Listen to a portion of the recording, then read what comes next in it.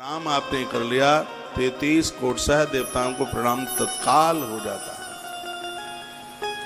शंकर के संग भूत प्रेत रहते हैं, लेकिन जिसके घर में शिव की पूजा होती है उस घर में भूत प्रेत नहीं होते। ये कमाल की बात है।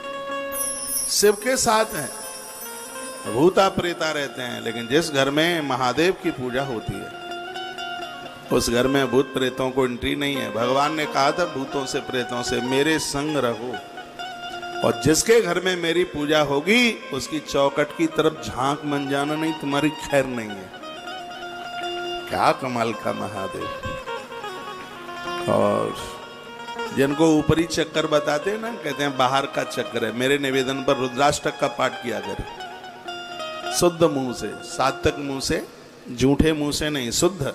नमामि शमीशान निर्वाण रूपम विभुम व्यापकम ब्रह्म वेद स्वरूप।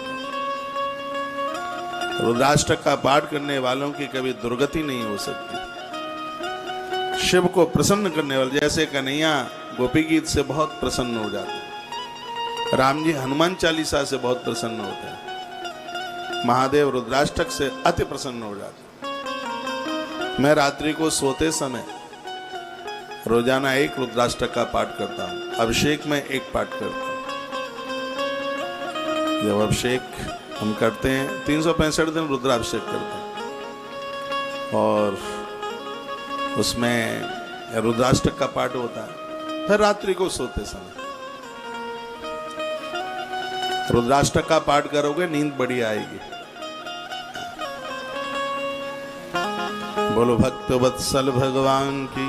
महादेव निशा काल का देवता है, इसलिए तो शिवरात्रि रात को मनाई जाती है। निशीत काल का देव है। साधना सिद्ध हो जाती है, आधी रात्रि को कोई अभिषेक कर ले, कुछ महीने तुरीय अवस्था में अभिषेक, मध्य रात्रि में साधना को तांत्रिक भाव से नहीं, सात्विक भाव से साधना सिद्ध हो जाती है। और शिव पंचाक्षर मंत्र को सिद्ध करने में तो ज्यादा समय लगता ही नहीं है।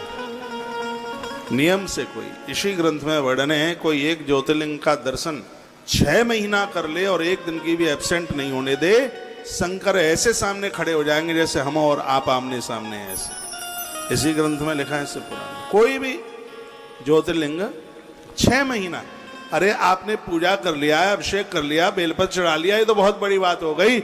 सिर्फ पिंडी का दर्शन कर ले 6 मास श्रद्धा से, शुचिता पवित्रता से मंदिर में घुसे, दर्शन कर ले, मत्था टेक ले, प्रणाम कर ले, 6 महीने में महादेव प्रकट हो जाएंगे उसके लिए।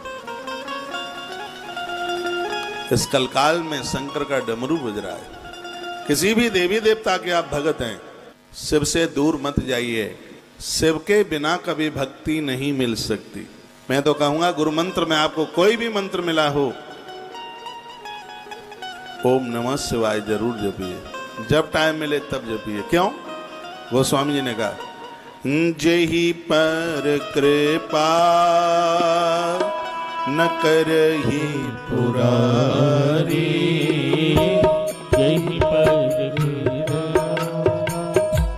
करहि पुरारी, सो न पाव मोहि भगति हमारी, सो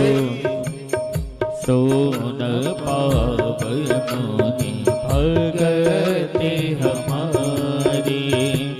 जेहि पर कृपा करहि पुरारी, जेहि पर कृपा करहि पुरारी, सो न पाव मोनि भगति हमारी।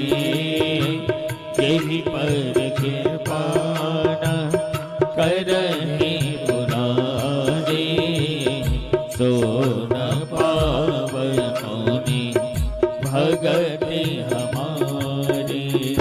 जिसके ऊपर जब तक महादेव की कृपा नहीं होगी, भगवान नारायण कहते हैं, उन्हें हमारी भक्ति नहीं मिल सकती। राम कृष्ण की भक्ति चाहने के लिए शिव से जुड़ जाइए, फिर